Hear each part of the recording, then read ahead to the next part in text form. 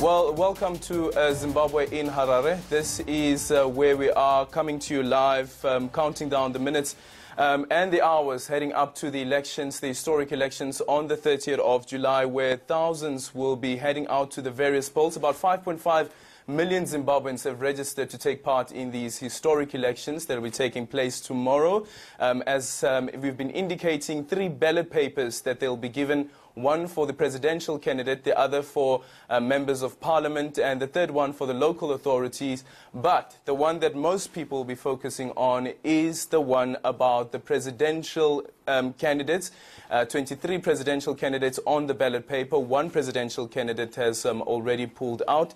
Who will emerge victorious after the Electoral Commission announces the results, which are expected to be announced by the 4th of August. And looking at some of the papers, it absolutely comes as no surprise, just looking at the papers here, is that the papers are all running with the elections that are coming up. And just look at the Daily News on Sunday. It has the faces of 8 presidential candidates, 23 presidential candidates on the ballot paper. And this is some issue that we probably will be delving into as well, is the ability of the various media institutions to cover all 23 candidates, but also all the other political key role players in these presidential elections. Looking at the Sunday Times here in Zimbabwe, the Sunday Times running with Zimbabwe's historic election. Let the people decide, quite an important story about a possibility of a runoff and whether the person who emerges not victorious and who might suffer a blow will accept the outcome of the results. And you have the Daily News with the faces of the various presidential candidates, as well as the Sunday Mail, which has something special is brewing, quoting the president of Zimbabwe, who's also the leader of ZANU-PF. He was delivering that message at the final rally of the ZANU-PF ahead of the polls. As we know that here in Zimbabwe, 24 hours before the polls, all campaigning has to stop. Well, to help us look into some of these stories in the various newspapers, I'm now joined by Jeffrey Moyo, who is an international freelance journalist, as well as Foster Dongozo, the Secretary General of the Zimbabwean Union of Journalists, and as you've indicated earlier on as well, an award-winning journalist. Thank you guys so much for joining us this morning. Foster, let me start with you first. Just looking through some of the papers, what is the story that has caught your attention? Well, the story that has caught my attention is the one in the Sunday Times, Zimbabwe's historic election. Very historic indeed, in the sense that it's the first election in which former President Robert Mugabe is not a candidate.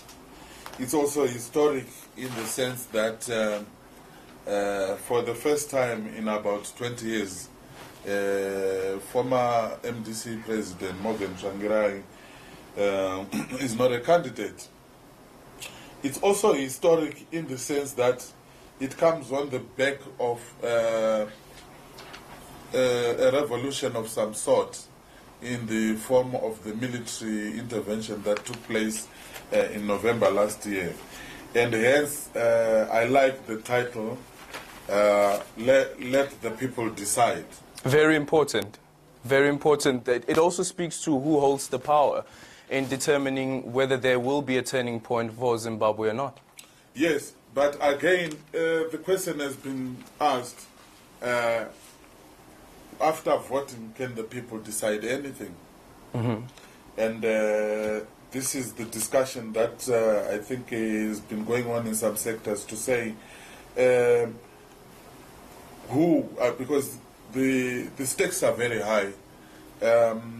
The expectations are very high, and therefore the question keeps arising in private discussions.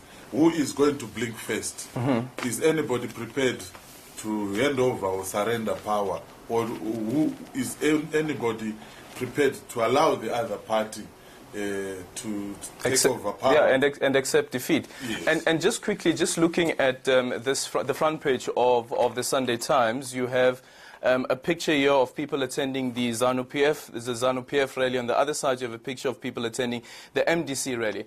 And both of these rallies were taking place in Harare, although a few kilometers apart from each other. But at some point in the city center, you had both members from different political parties in the city center, but there was no fighting at all. Yes, and again, I think this speaks to the Zimbabwean culture or the Zimbabwean personality.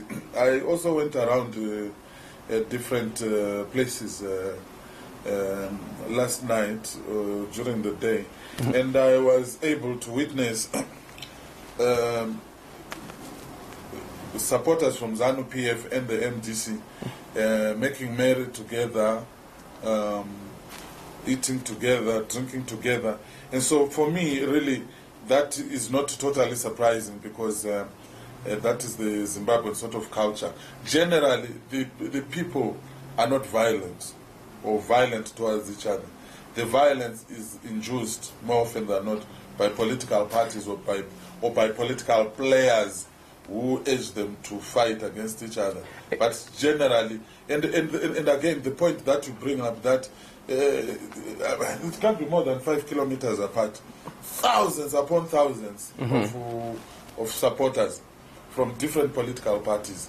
The rallies, the last star rallies taking place within a few kilometers of each other. No known or reported or extreme cases of violence. And I think that for me is a plus, in the sense that it actually indicates that among ordinary Zimbabweans, the idea of violence towards another Zimbabwean is anathema. Well, even the police have indicated that the environment remains conducive for a peaceful election. Jeffrey, what story has caught your attention? Well, in the Daily News, Zimbabwe decides as ED Chamisa engaged in show of force. The two rallies that took place at the same time. That story really caught my eye. Yes, I saw the rallies yesterday. The rally, Mnangagwa's rally at the National Sports Stadium. But evidently there were buses that had ferried supporters there, villagers that had been taken to the ED rally, Mnangagwa's rally there.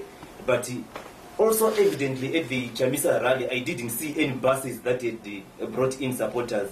An indication that those supporters probably came on their own. They used their own transport, and they were willing to be. And I think that's the significant thing about these two rallies, because at the ZANU-PF rally there were buses and trucks, truckloads of people that attended the rally, and of course coming from various areas.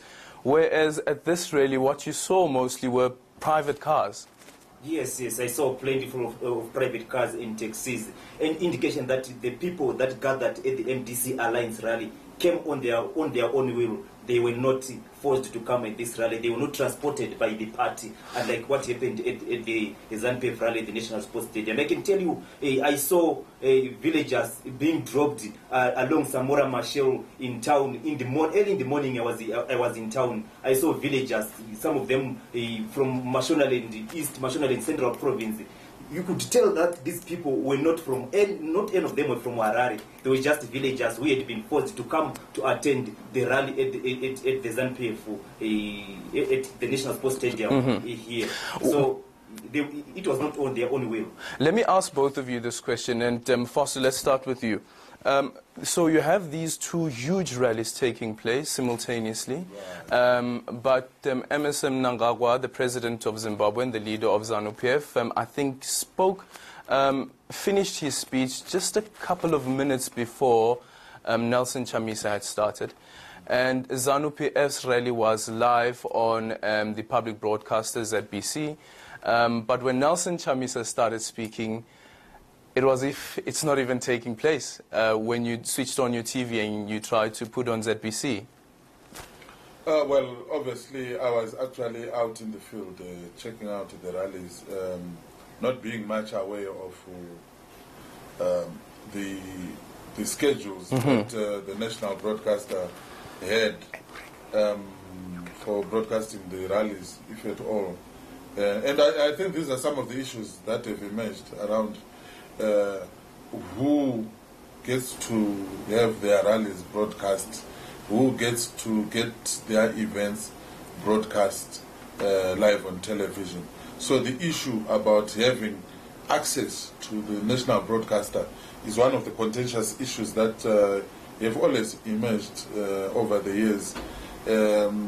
It's unlike in other places whereby people really try to give access to the public broadcaster. But certainly in this case and in our country, in Zimbabwe, it's one of the issues that has always been a contentious issue, particularly from the opposition, demanding and requesting that they get access to the public broadcaster. Yeah. But of course, there have been questions as to, well, for example, Mnangagwa, at which point do you say is the president? He's speaking. of the He's speaking as as leader of ZANU-PF, or president of the country. But just but certainly yesterday he was speaking as ZANU-PF leader. Yes. Jeffrey, just before we go to a quick ad break, your take on this, because it also plays out in the newspapers as well, and the Herald, quite to be specific, where you have story after story that actually focuses on some of the achievements of the president,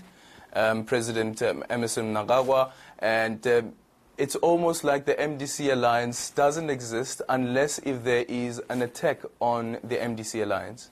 Yes, that speaks volume on the part of the state media in the way it covers, it undermines all the activities or all the rallies that the opposition has always held in this country.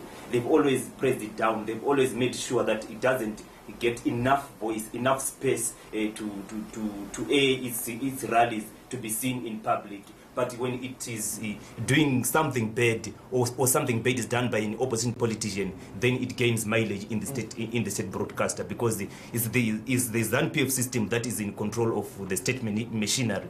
Yeah. Well, after the break, we continue our discussion about the Zimbabwean elections, and we'll then focus on the role of journalists in covering these elections and how difficult or how easier it may have been over the past few months after the former leader of Zimbabwe was dethroned and forced to resign.